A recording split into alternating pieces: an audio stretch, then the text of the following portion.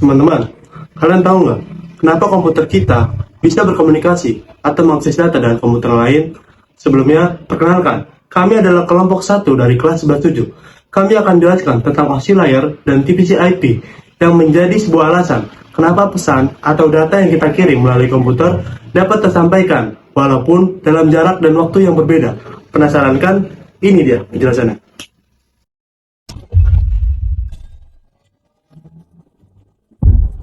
Yang pertama adalah OSI layer. Teman-teman, OSI layer adalah Open System Interconnection yang merupakan standar komunikasi yang ada di dalam jaringan komputer itu sendiri. Oleh karena itu, semua alat komunikasi saling berkomunikasi melalui jaringan OSI. OSI sendiri dibuat perusahaan ISO pada tahun 1977. ISO memiliki 7 lapisan yang dikategorikan menjadi 2, yaitu lapisan upper layer dan lapisan lower layer. Lapisan upper layer terdiri dari application layer, presentation layer, dan session layer. Sementara lower layer terdiri dari transport layer, network layer, data link layer, dan physical layer. Lapisan pertama adalah lapisan fisik. Lapisan fisik ini adalah lapisan terendah dari model OSI dan tanggung jawab utamanya adalah membawa data ke seluruh perangkat keras fisik seperti kabel internet. Lalu lapisan yang kedua adalah lapisan data link. Pada lapisan ini, alamat fisik ditambahkan pada data yang akan dikirimkan berupa MAC address sumber dan MAC address tujuan perangkat switch terletak di lapisan ini. Berikut lapisan ketiga. Berikutnya lapisan ketiga, yaitu network layer. Tugasnya yaitu menangani IP addressing dan penuturan pada tahap model OSI ini. Alamat IP, sumber, dan tujuan, bahkan perangkat putar beroperasi pada lapisan ini. Layer 4 yaitu transport dalam lapisan. Transport model OSI, lapisan ini tugasnya mendapatkan transport protokol seperti TCP dan UDP. TCP misalnya digunakan untuk penanganan kesalahan dan pengurutan untuk memastikan tidak ada data yang hilang. Lapisan ini juga menambahkan nomor port sumbernya. Layer 5, yaitu sistem lapisan ini bertanggung jawab untuk membangun dan memutuskan koneksi antar perangkat. Lapisan 6, yaitu presentasi lapisan ini memformat data dengan cara yang dapat dipahami oleh aplikasi. Penerima lapisan ini juga dapat menginskripsi dan mendeskripsikan data jika diperlukan. Lalu yang terakhir adalah lapisan 7, yaitu application. Aplikasi ini adalah tempat aplikasi dan pengguna mengkomunikasikan protokol. Nah, teman-teman, sekarang sudah mengerti bukan apa saja yang menjadi tugas masing-masing layer? Tapi kira-kira gimana ya cara kerjanya? Cara kerjanya begini. Contoh, saya sebagai pengirim dan Pak Heri sebagai penerima. Pada lapisan pertama, yaitu application layer, saya akan berinteraksi dengan aplikasi melalui pesan yang saya buat. Tahap selanjutnya, yaitu presentation layer. Yang saya buat tadi akan diubah menjadi format yang dapat diterima oleh jaringan. Contoh seperti di kanan saya ini, pesan yang tadinya berupa kata-kata menjadi semacam kode angka yang dapat diterima oleh jaringan atau sinyal. Selanjutnya, ada session layer. Session layer ini bertugas untuk mengendalikan dialog yang terjadi antara node dan melakukan manajemen dari sebuah koneksi serta mendefinisikan bagaimana sebuah koneksi bisa dibangun. Lalu ada transport layer. Lapisan ini bertugas untuk menyediakan pengiriman data. Sebagai contoh, data yang saya ingin kirim tadi akan dikelompokkan menjadi segmen. Selanjutnya adalah lapisan network layer. Lapisan ini bertanggung jawab menentukan rute pada alamat logik pada si penerima. Segmen tadi akan dikelompokkan menjadi paket-paket. Selanjutnya ada data link layer. Di data link ini, paket yang sudah dikelompokkan akan dipecah menjadi frame dan diberi nomor urut pada masing-masing kode angka atau header. Yang terakhir, lapisan fisikal. Pada lapisan ini akan mendefinisikan media transmisi jaringan dalam bentuk fisik. Bit data pada frame akan dirubah menjadi sinyal digital agar dapat ditransmisikan melalui media transmisi. Berdasarkan urutan frame melalui media transmisi, selanjutnya akan diterima oleh sisi penerima, mulai dari physical, data link, network, transport, session, presentation, dan application. Nah, pesan saya pun akan terkirim dan dapat dibaca oleh Pak Heri. Ini semua karena sistem kerja dari OSI, teman-teman. Teman-teman, tahu nggak sih? Keberadaan OSI itu sangat bermanfaat sekali loh, Karena sebelum ditemukannya OSI, komputer IBM dan komputer Apple tidak akan bisa berkomunikasi. Tadi kan tentang OSI layer ya. Masih ada satu materi lagi nih, yaitu TCP/IP. Kira-kira TCP/IP itu apa ya? Langsung aja, cekidot. TCP/IP adalah singkatan dari Transmission Control Protocol atau Internet Protocol. Adalah kumpulan aturan yang mengatur bagaimana data dikirim dan diterima melalui jaringan internet. Fungsionalitasnya terbagi menjadi 4 lapisan, teman-teman. Yang ini adalah model TCP/IP versi asli atau versi yang terdahulu. Nah, teman-teman, ini adalah perbandingan antara versi lama dan versi terbaru yang dirancang dengan sangat baik. Satu lapisan berganti nama dan satu lapisan tambahan. Lapisan link telah dipecah menjadi data link dan fisikal, dan lapisan internet telah berganti menjadi lapisan jaringan. Lebih baik lagi jika kita membandingkan model OSI 7 layer. Jika teman-teman ingat, model OSI memiliki 7 lapisan dibandingkan dengan VCIP. Pada TCP/IP, lalu apa saja sih pengertian dari masing-masing lapisan itu? Nah, ini dia teman-teman.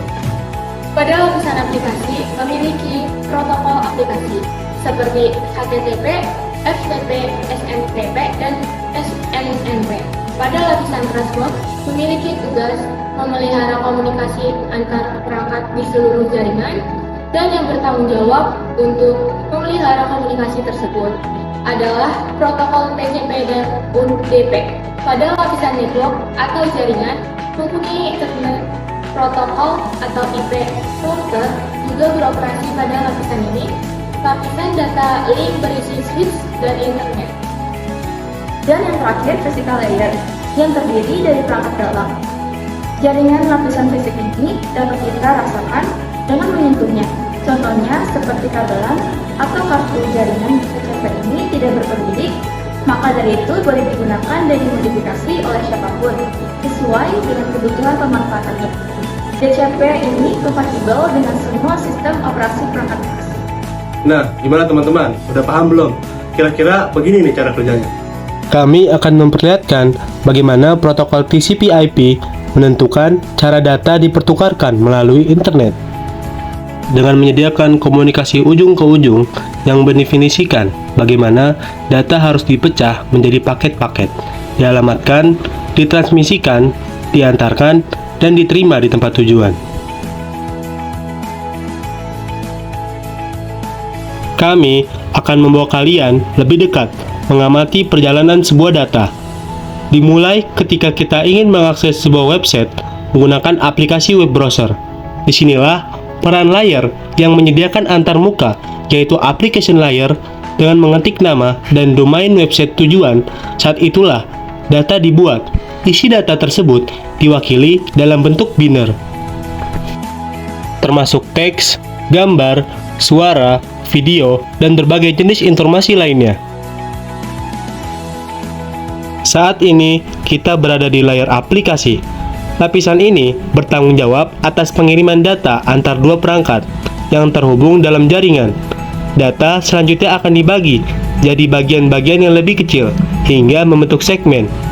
Dan selanjutnya ditambahkan header berisi informasi seperti port pengirim, port penerima, nomor urut, tanda pengenal, atau checksum. TCP memastikan bahwa data yang dikirim oleh suatu perangkat sampai dengan baik ke perangkat lain, dengan mengatur pengiriman ulang jika terjadi kesalahan dalam pengiriman paket.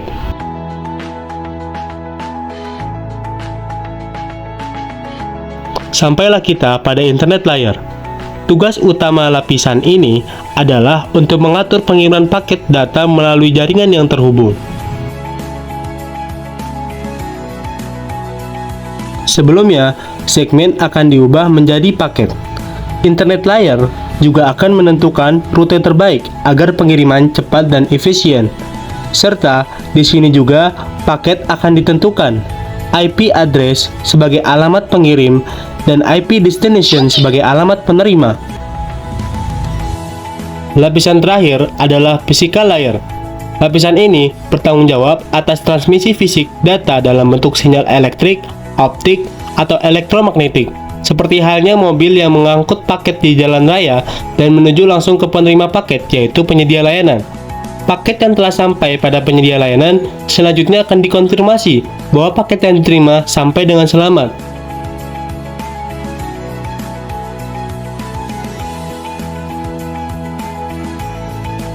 layanan akan merespon kembali dengan mengirim data permintaan klien.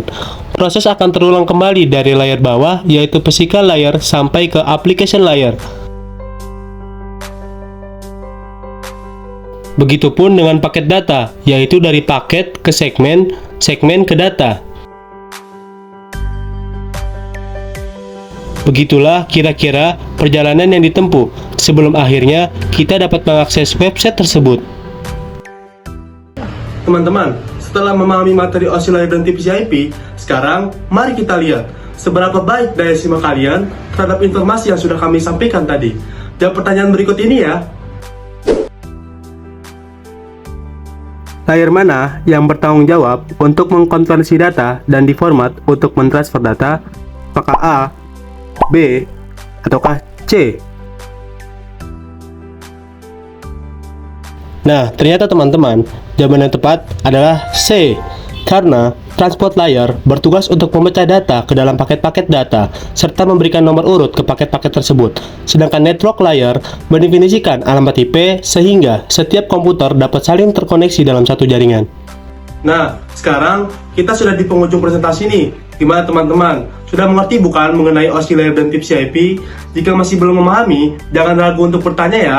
Terima kasih atas perhatian teman-teman. Semoga informasi yang kami sampaikan ini dapat bermanfaat dan memberikan wawasan ya. Kami dari kelompok 1, dari kelas 11-7, mohon pamit undur diri ya teman-teman. Terima kasih.